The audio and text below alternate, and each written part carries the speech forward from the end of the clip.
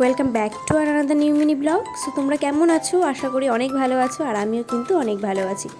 আচ্ছা জানো তো বন্ধুরা, আমাদের বাড়িতে না একটা জামরুল গাছ আছে, তাই ভাবলাম যে আজকে তোমাদেরকে এই জামরুল গাছের কিছু একটা মিনি ব্লগ শেয়ার করি।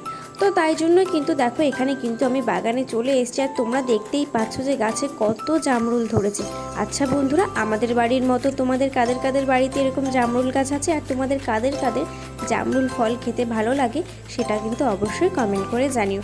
আমার না জামরুল খেতে খুব ভালো লাগে, কারণ এটা খুব সুন্দর, অনেকটা বেশি সুন্দর হয়, দেখতেও ভালো লাগে। অনেক কালারের জামরুলি আমি দেখেছি জানো তো, একটা হচ্ছে লাল দেখেছি, সাদা দেখেছি, এই দু রকমেরই দেখেছি, আর এগুলো বিভিন্ন সাইজের কিন্তু হয়। তো দেখো এখানে কিন্তু আমি তো ফার্স্টে পারলাম কয়েকটা, পারার পর আমি তো আর উপরেরগুলো হাতই পাচ্ছিলাম না, তাই বাবাকে ডেকে নিয়ে আসলাম। তো বাবা কিন্তু আমাকে অনেক জামরুল তুলে দিয়েছিল। তো দেখো এই পাশেরটা তো হয়ে গেছে, বড়গুলো সব পাড়া হয়ে গেছে, তারপরে কিন্তু ওই পাশেরটা সব তুলেছি। তো দেখো পুরো কিন্তু এক বালতি আমি জামরুল নিয়েছি। তো তারপরে জামরুল কিন্তু তোমার বেশি ঝালটাল দিয়ে মাখলে একদমই ভালো লাগে না, নর্মাল বিট লবণ দিয়ে কিন্তু জামরুল মেখে তোমরা অবশ্যই খেয়ে দেখো, আশা করি খুব ভালো লাগবে তোমাদেরকে।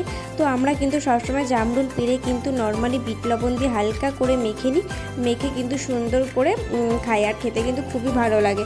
আচ্ছা বন্ধুরা, তোমাদেরকে আমার এই গ্রাম বাংলার এরকম গাছপালা ভিডিওগুলো দেখতে ভালো লাগছে? অবশ্যই কিন্তু কমেন্ট করে জানিও। যদি তোমরা চাও যে আমি এরকম ভিডিও আরও করি, তো অবশ্যই সেটা কমেন্ট করে জানিও। তো দেখো ফাইনালি কিন্তু তোমাদের সাথে কথা বলতে বলতে এখানে কিন্তু আমার জামরুল মাখা প্রায় রেডি। আমি সুন্দর উপর থেকে একটু বিট লবণ ছড়িয়ে কিন্তু মেখে নিয়েছি, তারপরে খেয়ে দেখলাম, খেতে কিন্তু অসাধারণ হয়েছে। তো আজকের এই ভিডিওটা তোমাদের কেমন লাগলো অবশ্যই জানিও। টাটা।